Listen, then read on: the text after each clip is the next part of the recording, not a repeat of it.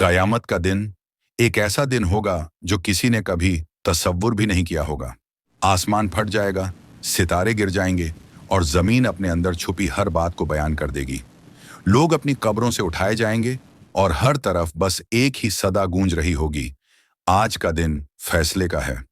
उस दिन सूरज इतना करीब होगा कि लोगों का पसीना उनके मुंह, आंखों और कानों तक पहुंच जाएगा। हदीस में आता है कि लोग अपने पसीने में डूब रहे होंगे। किसी का पसीना घुटनों तक, किसी का कमर तक और किसी का पूरा मुंह धो रहा होगा उनके गुनाहों के मुताबिक। हर शख्स परेशान होगा, किसी को किसी का होश नहीं होगा। माँ अपने बच्चे से दूर भागेगी, भाई अपने भाई को पहचानने से इनकार कर देगा। फिर एक मंजर होगा जब सब लोग हिसाब के लिए खड़े होंगे। अल्लाह ताला सबसे पहला सवाल नमाज का करेगा। नबी करीम ने फरमाया, कयामत के दिन सबसे पहला हिसाब नमाज का होगा। अगर ये दुरुस्त हुई तो बाकी अमाल भी देखे जाएंगे, अगर ये खराब हुई तो बाकी सब कुछ बेकार होगा। उस वक्त इंसान सोच रहा होगा कि उसने दुनिया में क्या किया। उसकी हर नमाज, हर गफलत, हर गुनाह उसके सामने होगा।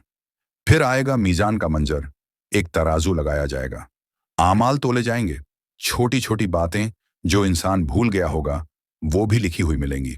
हदीस में आता है, इंसान अपने आमाल देखकर हैरान होगा और कहेगा, या वैलताना मा लिहाजल किताब ला युगादिरु सगीरतम वला कबीरतम इल्ला अहसाहा। ये क्या किताब है जो छोटी बड़ी कोई बात छोड़ी ही नहीं। हर बात लिखी गई है, हर लफ्ज, हर नजर, हर सोच। इसके बाद लोग पुल सिरात पर चढ़ाए जाएंगे, वो पुल जो दोजक के ऊपर बनाया गया है। नबी ने फरमाया, वो पुल तलवार की धार से ज्यादा तेज और बाल से ज्यादा नाजुक होगा। लोग अंधेरे में चल रहे होंगे, किसी के पास रोशनी ज्यादा होगी, किसी के पास बहुत कम। ये रोशनी सिर्फ उनके ईमान और नेक अमाल से होगी।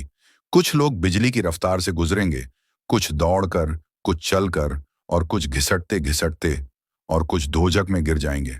और फिर वो वक्त आएगा जब लोग शफात के लिए हर नबी के पास जाएंगे। वो कहेंगे, मुझे बचा लो, अल्लाह से कह दो हिसाब शुरू हो। हर नबी कहेगा, नफसी नफसी, आज मैं सिर्फ अपने नफ्स की फिक्र में हूं। हजरत आदम, हजरत नूह, हजरत इब्राहिम, मूसा, ईसा सब मना कर देंगे। और फिर लोग जाएंगे नबी मोहम्मद के पास। वो कहेंगे, अना लहा, उम्मती उम्मती, ये काम मेरी जिम्मेदारी है, मेरी उम्मत, मेरी उम्मत। ये मंजर हदीसों में तफसील से बयान किए गए हैं। ये कोई कहानी नहीं, बल्कि वो हकीकत है